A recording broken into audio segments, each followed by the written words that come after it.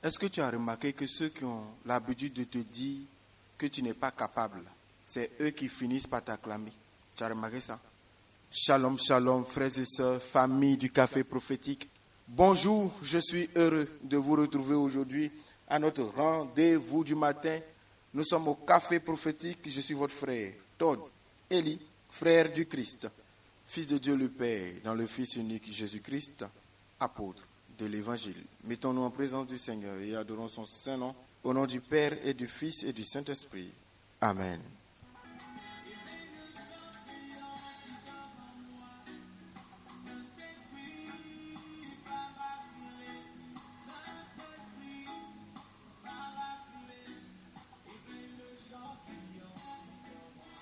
Louez le Seigneur du haut des cieux, louez-le dans les hauteurs. Vous, tous ces anges, louez-le, louez-le tous les univers. Les rois de la terre et tous les peuples, les princes et tous les juges de la terre, tous les jeunes gens et jeunes filles, les vieillards comme les enfants, qu'ils louent le nom du Seigneur, le seul au-dessus de tout nom, sur le ciel et sur la terre, sa splendeur, louange de tous ses fidèles. Que Dieu soit béni, que Dieu soit élevé, qu'il soit loué, que toute la terre le loue, que ta bouche chante sa louange, que ton cœur bat au rythme de sa louange. Donne-lui toute la place, il est Dieu, il est bon, et pour toi, il a un plan de bonté bien programmé. Que Dieu te bénisse. Vous savez, parfois quand on veut commencer quelque chose, les gens qui sont autour, c'est comme s'ils ne croient jamais en nous. Généralement, ils vont vous dire, non, c'est trop difficile. Non, tu ne pourras pas. Non, tu peux le faire peut-être, mais pas ici. Faut chercher autre chose parce que ça là, c'est trop dur, tu ne pourras pas. C'est toujours eux qui savent ce que tu peux ou ce que tu ne peux pas. Et en général, tu ne peux pas. Et si c'est seulement eux que tu vas écouter, tu ne feras rien.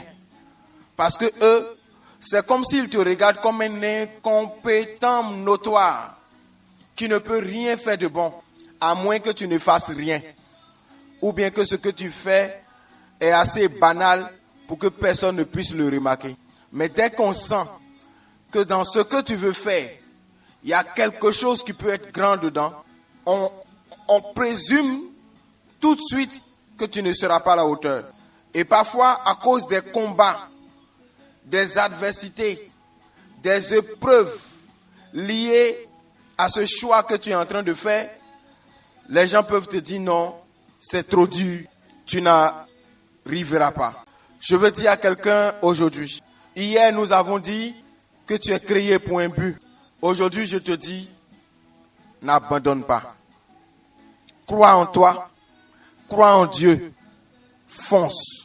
Plus tu grandis en esprit, plus tu es une cible pour l'adversaire. C'est normal. Pourquoi? Parce que plus tu grandis, plus tu fais face à de grandes choses que tu dois gérer. Plus le projet est grand, plus il y a des adversités. Plus ta foi grandit, plus les épreuves qui viennent sont grandes. Plus la grâce que Dieu veut te donner, plus la grâce que tu es sur le point d'avoir est grande, plus les persécutions sont nombreuses.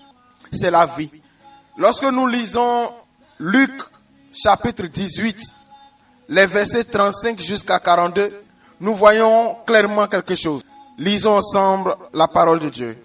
Comme Jésus approchait de Jéricho, un aveugle était assis au bord du chemin et mendiait.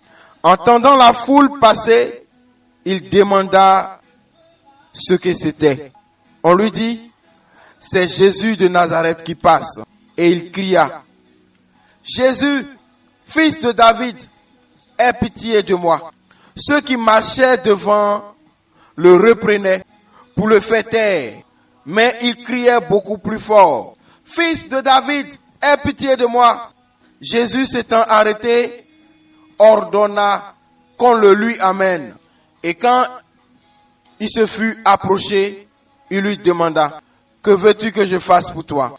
Il répondit, « Seigneur, que je recouvre la vue. » Et Jésus lui dit, « Recouvre la vue, ta foi t'a sauvé. » Amen. Dans une autre version, lorsque Jésus dit, « Faites-le venir », les gens lui ont dit, « Courage, il t'appelle. » Frère, le monsieur était là, il mendiait. Il était au bord du chemin, il était là, il mendiait. Lorsqu'il a entendu un mouvement des gens qui passent, il a demandé c'est qui. On lui a répondu. On lui a dit c'est Jésus. Donc, tant qu'on n'avait pas encore vu qu'il avait un projet, on lui répondait normalement. Mais lorsqu'il a commencé à dire, ah, Jésus, fils de David, sauve-moi, on a commencé à lui dire, tais-toi. Mais est-ce que vous pensez que c'était dans une salle où il y avait un grand calme? Non. Les gens se déplaçaient, il y avait du bruit. Pourquoi c'est pour lui là qui dérange? C'est comme ça, toi aussi, tu peux te poser la question de savoir pourquoi c'est pour toi là qui dérange. Ce que tout le monde fait là. Pourquoi quand toi tu veux faire, ça dérange? Ce que eux ils n'ont pas osé faire là. Pourquoi quand toi tu veux faire, ça dérange? On dirait qu'on t'a sélectionné pour ne pas te laisser initier, pour ne pas te laisser prospérer. Pourquoi quand il s'agit de toi, ça dérange? Parce que le monde est ainsi fait. Lorsque quelque chose de grand veut venir, il y a une résistance naturelle, spirituelle qui s'installe. C'est pourquoi je te dis ce matin, si tu m'écoutes au nom de Jésus, je te le dis, n'abandonne pas. Crois en ton projet. Crois en ta capacité. Crois en la capacité de Dieu de te faire réussir. C'est pas parce que les autres ont échoué que tu vas échouer. C'est pas parce qu'on te dit d'abandonner que tu vas abandonner. Qu'est-ce qu'il a fait? Lorsqu'on lui a dit tais-toi, il a crié encore. S'il les avait écoutés, Jésus n'allait pas l'entendre. Et Jésus n'allait pas lui dire viens. Et Jésus n'allait pas le guérir. Il a persévéré. Je veux dire à quelqu'un qui m'entend, persévère. N'abandonne pas. Insiste. Si tu essaies, essaie encore. Reprends. Réessaie. On te ferme la porte à gauche, va à droite. On te ferme à droite, va en face. On te ferme en face, regarde en bas. On ferme en bas, regarde en haut. C'est pas forcément que quand tu es à gauche, ça va te réussir à gauche. Parfois, Dieu permet qu'on te ferme la porte parce que c'est pas là-bas. Parfois aussi, on te ferme la porte et tu dois un peu lutter. Il te faut le discernement. Mais aujourd'hui, ce que je veux dire ici, ce n'est pas l'aspect de discerner quand l'adversité montre que ce n'est pas la place ou bien quand l'adversité montre que c'est la place. Ce que je veux te dire, c'est qu'il y a un champion en toi. Ne laisse pas les gens te faire croire que tu ne peux pas réussir parce que eux ils n'ont pas réussi. Ne laisse pas les gens te faire croire que tu ne peux pas réussir parce qu'au fond d'eux, ils savent que tu peux réussir mais ils ne veulent pas que tu réussisses. Insiste. Persévère. Continue. N'abandonne pas. Tu as ce qu'il faut pour réussir. Si ton Dieu t'a créé, il t'a donné le potentiel. Sache que tu as quelque chose. Tu as quelque chose en toi. Que Dieu éveille le lion qui est en toi. N'abandonne pas. N'abandonne pas. Ne lâche pas prise. À moins que tu aies convaincu que ce n'est pas la volonté de Dieu. Parce que parfois, ce n'est pas la volonté de Dieu. Parfois, là où tu es là, Dieu ne te veut plus là. Si tu n'as pas encore compris, Dieu va permettre qu'il y ait des adversités pour te pousser dehors. Toi, tu vois ça comme un rejet. Mais c'est une réorientation de Dieu parce qu'il veut que tu ailles ailleurs. Remarquez bien, il y a des gens qui ont été chassés quelque part et qui ont fini par réussir ailleurs. C'est parce que Dieu qui les aime a permis qu'on les chasse là-bas pour qu'ils aillent réussir là où ils doivent réussir.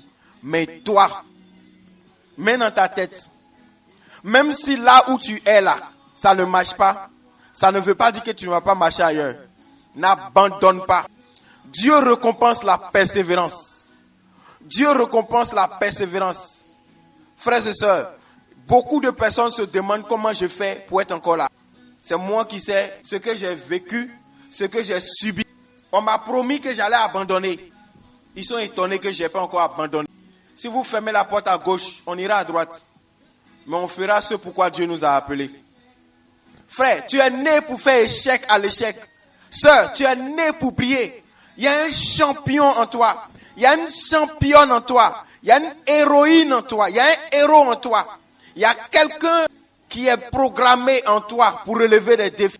Le psaume 60 en son verset 14 dit, avec Dieu nous ferons des exploits. Qui est nous là? C'est toi. C'est nous. N'abandonne pas. Ne lâche pas. Insiste. La Bible dit dans 1 Corinthiens 16, le verset 9, car une porte grande et d'un accès efficace mais ouverte, et les adversaires sont nombreux. Frère, c'est pas parce que il y a des adversaires que tu dois laisser. Parfois, c'est parce qu'il y a une porte grande et efficace. Cette porte-là doit te bénir. Si le monsieur qui criait s'était tu, il allait rester comme il était. N'abandonne pas. Ne laisse pas les gens te dire non. En général, c'est eux qui finissent par t'acclamer. Ceux qui ont dit tais-toi là. Quand Jésus a dit faites-le venir, ils ont dit courage, le maître t'appelle. L'heure viendra où ceux qui t'ont hué vont t'ovationner.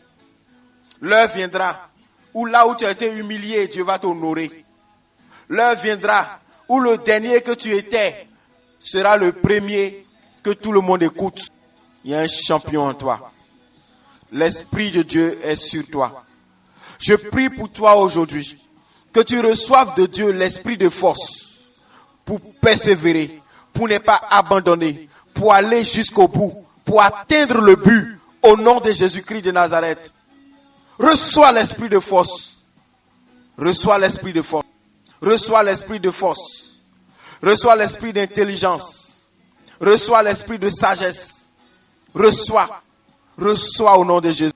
Go. N'arrête pas. Continue. Il y a des gens, quand ils ont commencé, tout le monde se moquait d'eux. Ça ne ressemblait à rien.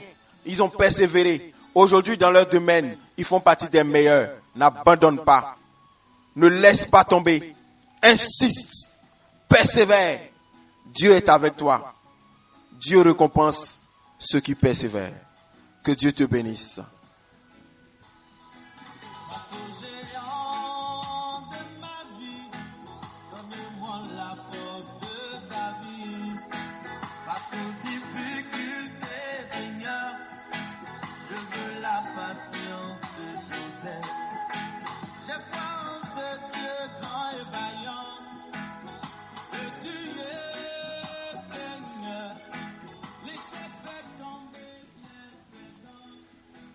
Et il inspire les gagnants, éveille donc le champignon. Alors je m'arrête ici aujourd'hui. Je vous invite à ce programme dénommé Deviens un feu dévorant le lundi 9 juin à partir de 15h à la salle Saint-Charbel à Akpakpa, pour vivre ce grand moment de Pentecôte avec le chœur Notre-Dame du Cénacle, la chante Léna Harry qui vient de la Côte d'Ivoire, la chante Méthode. Que Dieu te bénisse. J'y serai, je vais prêcher avec mon frère Blaise. Je crois que Dieu réserve quelque chose à son peuple. Que Dieu te bénisse. Alors prends ton ticket et sois présent et nous allons vivre ensemble un bon moment. Que Dieu te bénisse. Moi, je m'arrête ici pour aujourd'hui. Je vous souhaite une bonne journée. Je suis votre frère Tordeli. Heureux d'être le canal par lequel Dieu vous parle. Heureux d'être le canal par lequel Dieu vous fait du bien. Au nom du Père et du Fils et du Saint-Esprit. Amen.